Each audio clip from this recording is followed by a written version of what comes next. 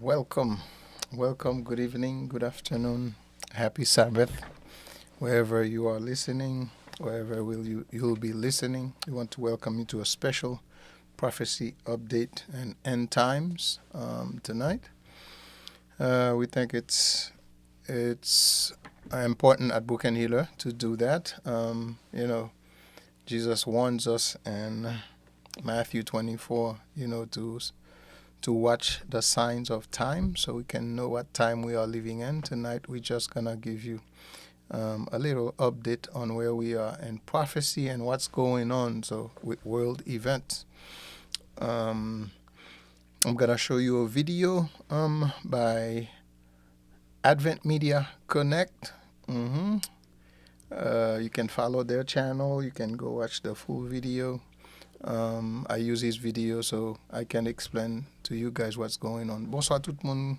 Bonsoir, quel que soit côté koute a. Bon sabbat. Moun ki pral koute pita. Nous voulons faire un update bon des mises à jour bagay ka privé dans prophétie sous la fin des temps. Et je dis nous dans Matthieu pour nous garder signaux. Donc quand nous garder signaux, n'a pas qui bon nous y est. Donc, c'est pas li prier, mais c'est pour nous veiller. It's not just pray, it's not just read, but we need to pray and watch, also be watchful. Donc, nous allons regarder une vidéo à soir. Nous allons partager une vidéo avec nous. Nous ne pouvons pas regarder tout net, mais c'est côté, monsieur ça va faire plus recherche. Côté à parler sur bagay qui pral fait week-end ça là demain si Dieu veut qui ça qu'a passé et dans prophétie côté nous where are we in prophecy, so we need to watch the signs of time. We're gonna sing A Mighty Fortress is Our God, and we're gonna do 2 stanza and then we're gonna pray and watch the video. Well, before we watch the video, I'm gonna go to Revelation. We're gonna go to Revelation 13 to take a quick look there, and then we'll watch the video. I'll be pausing it so I can translate. Donc, nous allons regarder la vidéo avant d'aller. Nous allons regarder sa Bible a dit dans Apocalypse 13 concernant ce qui a passé dans la fin de temps. Donc, I hope you follow along with us. Nous allons chanter numéro 358, nous allons lire en français, but we're going to sing the English version. On a chanté version anglaise là. A mighty fortress is our God, a bulwark never failing. Our helper he amid the flood of mortal ills prevailing. For still our ancient foe doth seek to work us woe. His craft and power great, and armed with cruel hate. On earth is not his equal. And though this world with devils filled should threaten to undo us, we will not fear, for God hath willed his truth to triumph through us. The prince of darkness grim, we tremble not for him. His grave we can endure, for lo, his doom is sure. One little word shall fail him. Amen, amen. C'est un rempart que notre Dieu, une invincible armure. Yes, God is our refuge in time of trouble. That's what Psalm 46 tells us. In trouble, that's where God is at his best. Well, God is always at his best. If you don't mind, it's a way of speaking. Donc, bon Dieu toujours bon Dieu toujours a fait le meilleur. Donc, c'est ça le fait. Donc, c'est ça chanter ça, dit nous, qui rappelle nous Reformation and what the reformers were facing. So this is what this song is all about. So I think it's fitting. Parce que chanter ça, li fit, li approprié. Parce que n'a pas le fait update and prophecy. All right. Let us go. Oh, this is Matthew. This is a quick look in Matthew 24. Jesus is speaking. The disciple came to him, in verse 3, as he sat on Mount Olivet. The disciple came unto him, saying, Tell us, when will this thing be? What shall be the sign of thy coming and of the end of the world? Dis-nous quand cela arrivera. Les disciples demandé, dis-nous quand cela arrivera-t-il et quel sera le signe de ton avènement de la fin du monde. The signs of your coming and the end of the world. Donc, they work together, hand in hand. Ils marchent ensemble. The first thing Jesus said, premier bagage Jésus dit, take heed that no man deceive you. For many shall come in my name, saying, I am Christ, and shall deceive many. Donc, plusieurs monde pour venir dans nom Christ, et pour dire, c'est eux même qui Christ là, c'est la Bible dit nous, pour nous pas quoi yon. Verse 6. And ye shall hear of wars and rumors of wars. See that ye be not troubled, for all these things must come to pass, but the end is not yet. Ou attendez parler de guerre, bruit de guerre, gardez pas trembler, parce que faut que bagay sa yo rive. Those things must come. This is Jesus speaking to us. And if we were to go to John 14, Jesus said, let not your heart be troubled. Jean 14 dit que votre cœur ne se trouble pas. Croyez en Dieu et croyez en moi. Il y a plusieurs demeures dans la maison de mon Père. Si cela n'était pas, où qu'on reste là? Jesus said to trust in him, believe in his Father and trust in him. And his Father's house, there are many mansions. So where Christ is, that's where he wants us to go. But ultimately, he wants us to have a relationship with him. The prophecies of the end times, they are not here to scare us. They're just telling us, Jesus, it's almost time to go home. So that means we need, if we were not serious about our relationship with him, we need to have a relationship with him. Nous besoin d'une relation ensemble avec. Donc, prophétie, c'est pas pour faire nous paix, l'air privé, mais c'est pour nous ranger causer nous ensemble avec bon Dieu. So this is why the prophecies are giving. So we may have more faith. Pour nous avoir plus la foi, et puis pour nous connaître, parce que Jésus-Christ dit, d'où ça avant d'arriver, so when they come, you might believe. Jésus-Christ dit, I tell you that before they come, so when they come, so you might believe. Donc, d'où ça avant là, donc c'est parce que c'est pour qu'à quoi. All right. Okay. In Revelation 13, dans Révélation 13, il parle de deux bêtes. There are two beasts in Revelation 13. The first one come out of the sea, and the second one come out of the earth. Premier sorti de la mer. The second, deuxième là sorti de la terre. The second one, verse 11, the beast from the earth, which is in prophecy represent the United States of America. Okay? So, I'm just reading this just for context. Ça fait rappeler ça, c'est pour juste pour nous mettre bagay yo dans contexte, okay? John said, I beheld another beast coming out of the earth, and he had two horns like a lamb, and he spake as a dragon. Puis je vis monter de la mer une autre bête qui avait deux cornes semblables à celles d'un agneau, et qui parlait comme un dragon. So, in prophecy, the reformers, they knew this. Réformateur en pile et moun comme ça dans prophétie.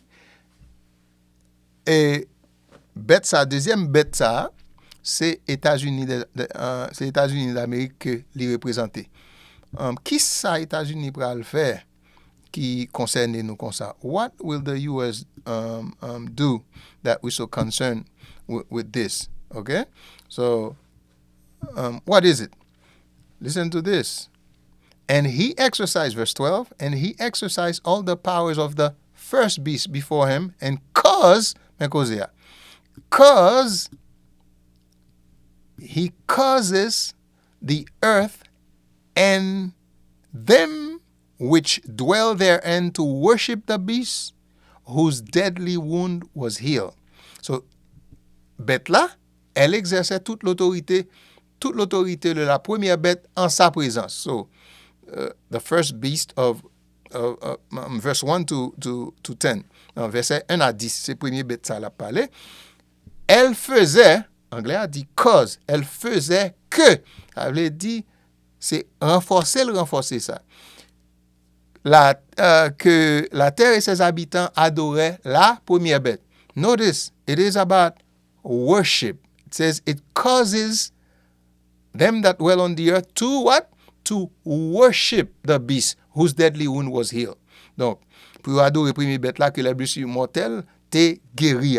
Donc, première bête ça, c'est la papauté. It's the papacy. Okay? So, somehow, the U.S.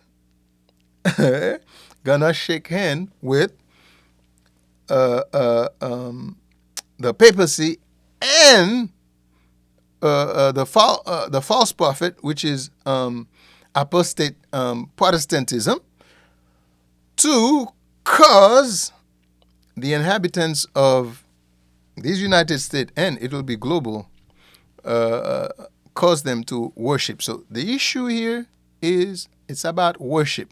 So, ou pral wè pou ki sa, donc, là, ça n'a traité là, c'est, n'a parlé de adoration. Verset 13 dit comme ça, elle opérait de grands prodiges, même jusqu'à faire descendre du ciel sur la terre à la vue des hommes. Elle séduisait les habitants de la terre par les prodiges, qui lui étaient donnés d'opérer en présence de la bête, disant aux habitants de la terre de faire une image à la bête et qui avait la blessure de l'épée et qui vivait. All right? And he deceiveth them that dwell upon the earth by means of miracles. Those miracles, it talks about in verse 13, which he had power to do in the sight of the beast, saying to the beast that to them that dwell on the earth, that they should make an image to the beast which had the wound by the sword and did live. Okay, so they make an image. Look at this. Verse 15 said, and he causes as many as would not worship the image of the beast should be killed. We're not there yet, but we will get there. Nous pas là encore, non, nous pas là, mais n'a pas arrivé là. Il dit, il fit que tous ceux qui n'adorent pas la bête fussent tués. Okay? Songez bagay sa yo. Remember those things. And he causes, here's the verse again, the verb again. Et même verbe là tout encore. Elle fit que tous. So, petits et grands, riches et pauvres, libres et esclaves, reçussent une marque sur leur main droite ou sur leur front. Okay? So, follow so far. It's about worship. Whoever does not worship, he cause, verse 16, he causeth all, both great and small, poor, free, bond, to receive a mark on their hand, that means work, and then on their forehead. Okay? Sur leur main droite, on their right hand. And that no man, verse 17, that no man might buy or sell save he that has the mark, or the name of the beast, or the number of his name. Et que personne ne fût acheté ni vendre sans avoir la marque, le nom de la bête ou le nombre de son nom. C'est ici la sagesse, etc. Very important. Sometimes when those things are presented, people are scared, and we find, don't forget, this is the revelation of Jesus Christ. C'est ici la révélation de Jésus-Christ. Jesus is revealing to us what will happen in this very time we are living in. So this is not something to be scared of. Don't forget, it's not the whole book of Revelation. It's about the revealing of the Lamb. while doing that, God also revealed the plans of men and of the arch enemy, Okay? But our relationship with Jesus is paramount. We have no one to fear, but we need to fear God, like it says and further back. We need to fear God. This is the first angel's message. Fear God and give glory to him, for the hour of his judgment has come. Jesus is about to come. So he wants all the people who confess to be his children to have a serious relationship with him, so we can finally go to heaven and live with him. All right. With those things in mind, we are going to see the video we were talking about. All right. Shabbat, which I'm not going to be doing because I'm Christian. So I'd like to already just say no. The President of the United States, on the other hand, showing it exactly the right way it is done, showing American Jews, you have a place here. Do your Shabbat, do your Jewish thing, and that's part of the American dream. Trump urges U.S. Jews to observe National Sabbath in honor of 250th U.S. anniversary. Friends, this is breaking news. Bible prophecy is taking place right before our eyes. We're gonna Okay, so la dit là, Président Trump l'a poussé peuple américain pour observer sabbat en l'honneur de 250e anniversaire États-Unis en tant que nation. Donc, bagay ça li réellement important. Ça t'a dû faire tout le monde à penser. OK? Donc, c'est ça our brother James is saying here from Advent Media Connect. take a few minutes to look at what's happening here. How does it apply prophetically? Some of the different reactions that are happening in the world, and how do we approach this matter with a balanced perspective and make sense of what's happening right now? And at the same time, we need to take advantage of this. I'll be right. Yeah. Donc c'est pour nous prendre avantage sur ça, nous-mêmes en tant que peuple bon Dieu, pour nous prendre avantage avec ça, et comment pour nous capables et balancer pendant que nous regardons bagay ça. OK. Right back after this quick commercial break. In the past 10 years, depression, and for the first time, opportunity to meet with local health professionals. This particular event on May 20, and on a weekend of Rededicate 250, a national jubilee of prayer, praise, and thanksgiving. Jewish Americans are encouraged to observe a national Sabbath. Trump wrote, from sundown May 15 to nightfall May 16th. So, c'est à soir, oui. Trump encouragé, à soir qui c'est 15. Donc, tout à l'heure là, le soleil couché, et jusqu'à demain, si Dieu veut, le soleil couché, Trump encourageait tout Américain juif, avec tout peuple américain, pour observer un sabbat en l'honneur monde ça. Donc, go ahead. Friends, families, and communities of all backgrounds may come together in gratitude for our nations. This Attendez, famille, tout le monde, quel que soit côté sorti, tout le monde encouragé pour venir ensemble pour nous un signe de gratitude pour que nation États-Unis gagne. This is very interesting. Even though they refer to it as Jewish Sabbath, is the Sabbath of the Lord. Attendez, oui, très important, malgré au référé avec le sabbat, il dit sabbat juif, mais c'est Brother James il dit que c'est le sabbat de l'Éternel. That's how we will respond to that. But it is a call for all people of background. Okay. This day will recognize the sacred Jewish tradition of setting aside time for rest, reflection, and gratitude toward the Almighty. Entendez, jou sacré ça, la va reconnaître tradition sacrée juif yo gen, pendant que yo mette jou ça à côté pour réflexion, pour gratitude à l'Éternel. Trump also paid tribute to Hans Salomon, the Revolutionary War era financier who rallied support for independence and, as the proclamation put it, gave everything to the success of the American Revolution. Président Trump fait allusion avec un côté li rend hommage avec Haim Salomon qui c'est dans roi révolutionnaire.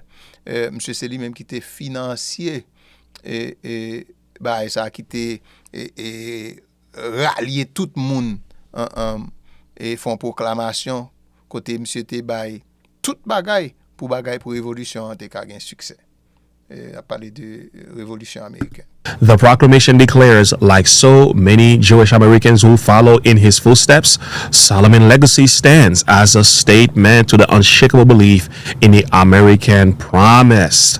In a direct rebuke of the rising tide of anti-Semitism on college campuses and beyond, Trump wrote, "Under my leadership, we are aggressively fighting the violence against Jewish Americans." Donc, autant de ça, Trump dit, dans dernier jour ça là côté gain un pile antisémitisme on a parlé contre peuple juif là ou bien qu'a dit on série de bagages déplacés des peuples juifs là il dit sous leadership pam là il y a la bataille agressivement pour violence ça qui gagne contre les américains juifs. That increased under my predecessor, persecuting hateful criminals to the fullest extent of the law and working to end the scourge of anti-Semitism throughout our institutions. Wow, this is huge. So the Jewish community is rejoicing at this time. Donc, autant de communauté juive là a réjoui. Communauté juive là a réjoui là dans moment ça. All right. Sorry for the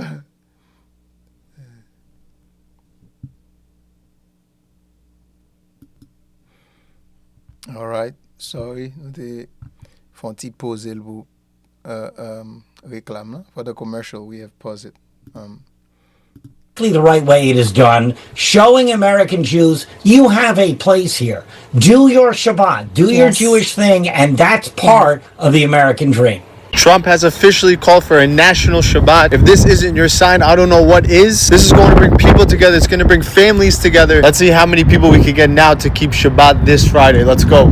Guys, breaking news. Rafi, have you seen the news? What news?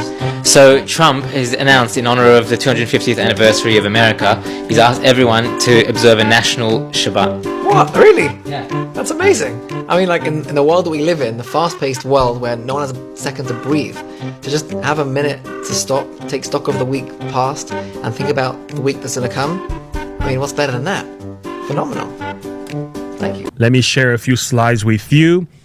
We have Jews Fights back on X says the following: breaking in his 2026 Jewish American Heritage Month proclamation. Donc,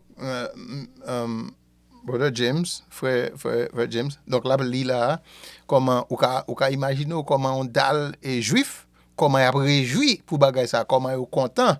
Mais, faut nous tout dire là tout, ou connaît, yo pas connaît, mais peuple juif là, yo même, yo ignoré partie prophétique qui gagne dans ça. Même gens, yo proclamer ça, pour, c'est comme ça bagay là commencé. So, m'vlo ouais comment, the spirit behind this is so skillful. President Trump encouraged Jewish Americans to observe a national Sabbath from sundown Friday, May 15, to nightfall Saturday, May qui c'est assoé à même. Donc, n'a fait prophétie update ça dans le que ça va arriver. So, which is tonight. 16 in honor of America's 250th birthday. He put Sabbath on national calendar. Historic. That's how they feel. Red Pill also added Donald Trump designated the period from sundown Friday, May 15th through nightfall Saturday, May 16th as a national Sabbath, dubbed Sabbath 250 in honor of the 250th anniversary of American. Donc, son dal news, son dal nouvelle côté, li prale de yon dal page cap bay même nouvelle là. Donc, ça c'est preuve.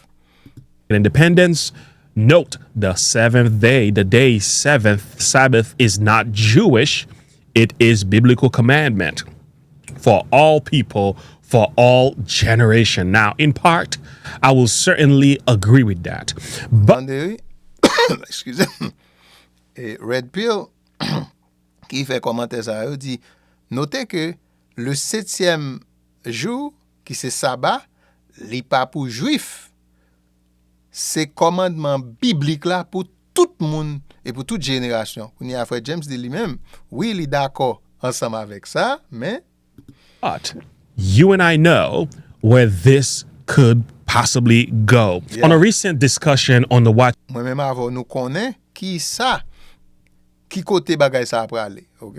Watchmen report, Dr. Kendra Pierman made a very interesting analysis here, because what she shared was, what about the daughter or the son that feels neglected? What if that son is older and yet you put another son in a place of the other son? Will there be a degree of favoritism and jealousy? And what Donc, la parlé d'un commentaire que docteur ça a été fait sous Chanel Lia, quand il parlait de hey, est-ce que l'on fait ça à pipiti, à petit cadet, est-ce que pi grand papa le fâché quand elle a parlé de le reste du christianisme? Ça veut dire tout le monde qui adore dimanche, le protestantisme apostat, et le catholicisme, la papauté.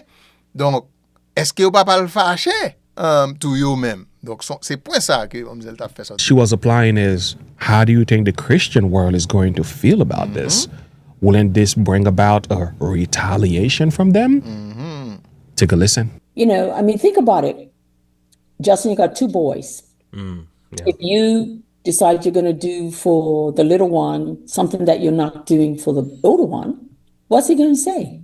That's not fair, Daddy. Yeah, c'est même bagay nous autres dit, qui dit qui ça sous penser on pas gen des petits garçons après ça li fait un bagay pour pi grand pour pi petit après ça pi grand même dit hey ça va pas faire non il pas juste faut faire pour moi tout.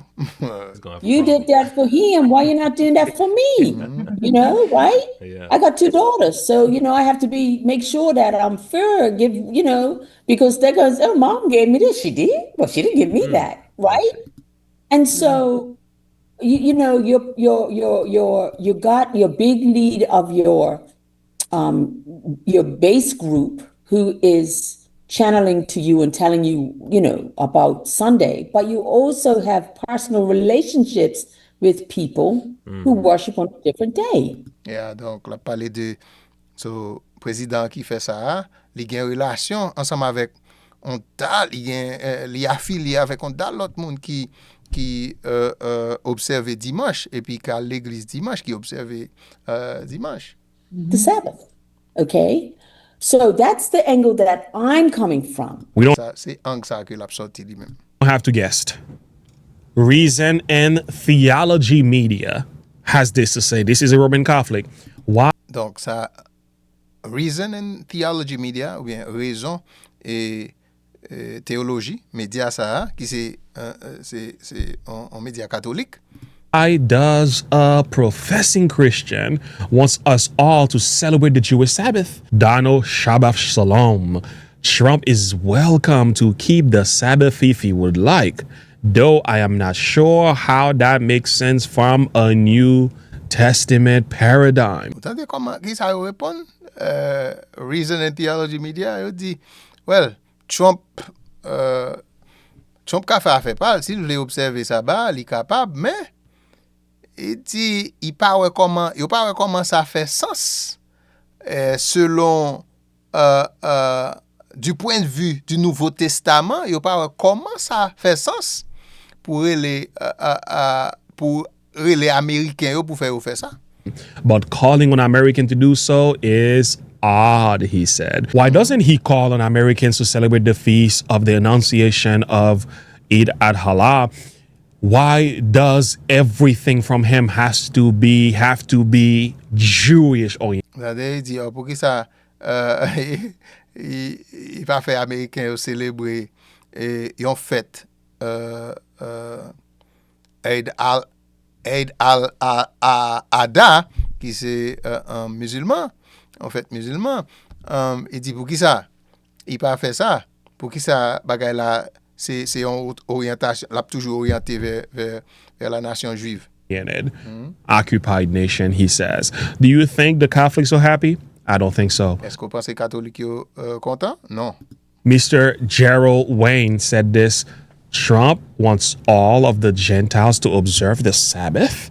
A Heritage Month proclamation is supposed. Il dit, Trump voulait tout gentil, tout païen pour observer le sabbat. Un héritage, commémoration 250e anniversaire. To honor a people. This one honors Jewish Americans. Quote George Washington, praise faith, family, freedom, then calls on Americans to observe a national Sabbath for the 250th year.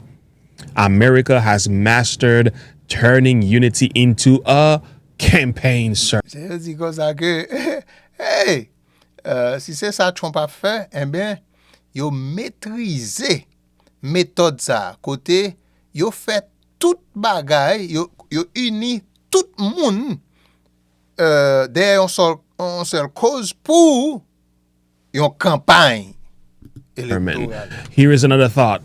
Jeremy Unplugged had this to say, incredible. Trump is calling on all Americans, regardless of faith, to observe a national Sabbath from sundown May 15 to nightfall May 16 in honor of the nation 250 year. A president invoking Sabbath for the whole country. Monsieur dit même bagay là, l'autre monsieur dit après ça il dit comme ça, hein? Un président a invoqué le sabbat pour toute une nation? Huh? Biblical times. Now some might ask the question, James, isn't that a good thing? Ça c'est une question tout le monde a demandé tout. Frère James dit. Donc, est-ce que mon cap dit, est-ce que ça n'est pas un bon bagay? Or a 7-day Adventist, you keep the 7-day Sabbath. Ou Adventiste du 7e jour, après ça, ou garder le 7e jour. And Trump is speaking in your favor here, right? You should. Il dit, président Trump peut parler en faveur là, ouais? Rejoice. I will say no. We can't rejoice because even though he is speaking about the true biblical 7-day Sabbath, it is not Jewish, it's God. Même s'il a parlé du vrai sabbat, parce que c'est pas pour juifs liés, c'est le sabbat de l'Éternel. Sabbath, it is still a problem coming from a politician because religious liberty must be protected. You have to understand. Ils sont problème pour qui ça? Parce que liberté religieuse, faut que bagay ça a protégé, bagay ça a compté en pile. Ça veut dire, yo pas qu'à passer son loi pour d'où c'est pour faire et c'est pour adorer dans tel jour. Sous pas faire ça, tel bagay. Gouvernement pas qu'à faire ça. As a Bible-believing Christian, en tant que un groupe qui croit dans la Bible, en tant que chrétien qui croit dans la Bible, we must stand against false worship. C'est pour nous camper contre toute fausse adoration and forced worship. Et adoration enforcée. Ça veut dire, yon bagay qui a forcé pour faire. If it is false, we speak against it. S'il faut, n'a pas parlé contre lui. Because the Bible does not agree with it. Parce que Bible pas d'accord à ça. If it is forced, even Si son bagay ki renforse, though what is being forced might be true, même si sa y a renforse a son bagay ki doat liye, ki bon, ki verite, ki vre, we have to stand against it fò nou kampe kont sa. because God does not use force. Force is the devil's mechanism. Ya, paske bon Dieu pa itilize force. La force, se yon mécanisme du diable. Se Satan ki force pou fon seri de bagay. It does not work like that. Now, we can say for certain this law is not forcing anyone to do anything. Mon lot bay nou ka di ke sa chon pa fè la, yo pa, bien que y pa force aucun moun pou fè anyen, men It is a urging, an appeal, but it is still son appel, c'est comme si m'se ap soupli, son supplikasyon. coming from a politician. Men, son bagay kap soti, ça vient d'un politicien. It is still upholding a religious law. Donc, son loi religieux. Therefore, it lays the foundation for something bigger later on. C'est ça nous te vle rive la dan asoya, ok? Même si nous pas di rien encore, même si nous campe vidéo a. Bagay sa kap rive a, c'est une fondation que la mette pour yon lot bagay que nous sot li nan révélation talè a, qui gen pour rive pita, qui c'est Macbeth la, côté ou pral faire forcer tout le monde pour adorer yon faux jou. OK? So ça li jodi a, il pral tout non l'autre bagay. That's why we have to pay attention. So to C'est ça que fait nous doit prêter attention. the question whether or not we should celebrate, the answer we should not celebrate. We Donc, question, est-ce que c'est pour nous réjouir ou bien c'est pour nous célébrer ça? Non, nous pas ta doit faire ça. should respond like A.T. Jones responded to the 1888 message when he stood before Governor Blair. What did he say? Hey, nous devons faire même avec A.T. Jones, qui sont pionniers.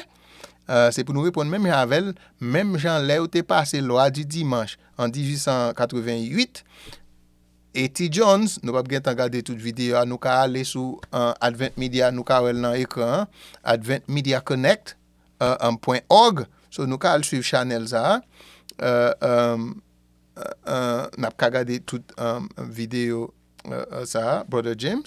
En 1888, on loi comme ça t'est passé aux États-Unis côté et T. Jones allait devant Congrès pour te dire non, ça pas qu'arriver. Yo gen yon comment on relève ça en anglais, yon reenactment. Avait dit yo monter yon vidéo pour montrer comment ça t'est passé dans reste là, mais c'est là frère Maxime yo n'a prêté à soya, nous te juste vle for where qui ça cap rive là.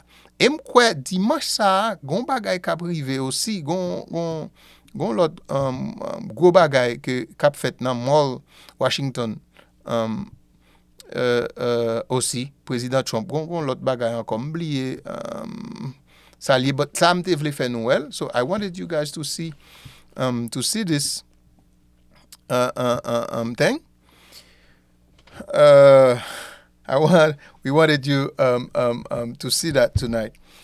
Just to update you on where we are on time. Once again, it's not for fear. Yon l'autre bagay qu'on a dit, c'est pas pour faire mon père, mais c'est pour montrer qui bon nous est Jésus-Christ a venu, c'est pour nous connaître Léon.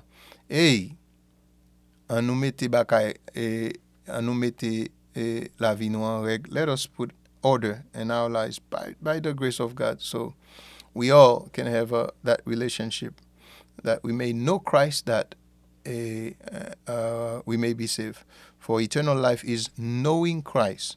La vie éternelle, c'est qu'il te connaisse, toi le seul vrai Dieu. Donc c'est ça n'a pas invité pour nous faire. If Jesus is not at the center, si Jésus-Christ pas au centre, hey, we are washing our hands in mud. OK?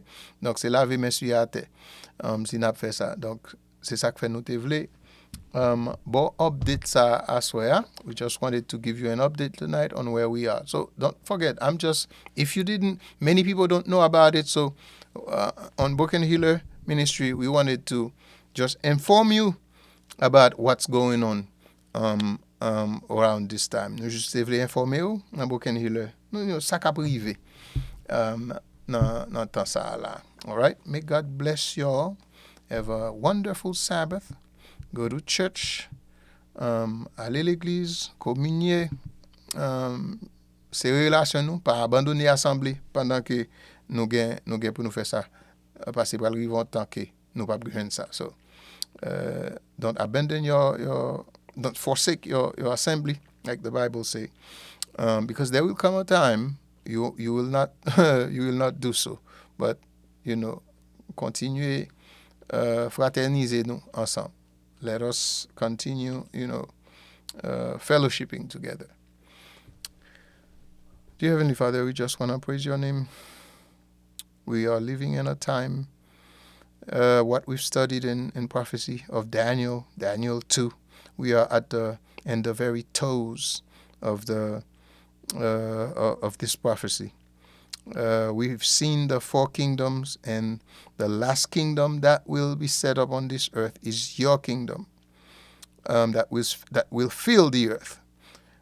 Please, just before you come, help us to have that relationship with you. Change us inside out. Give us your Holy Spirit, and help us to be a witness for you, dear Lord. May our lives be transformed, not walking according to the dictate of this world, but to be renewed by our mind, that every thought may be captive to the obedience of Christ. Gardez-nous, Père, dirigez-nous, tendez cri nous, aidez-nous pour nous avoir une relation ensemble avec qui serré, pour nous marcher dans le renouvellement de nos esprits, afin que toute parole, toute pensée capable captive à l'obéissance de Christ, au nom de Jésus, nous prions. Amen. All right.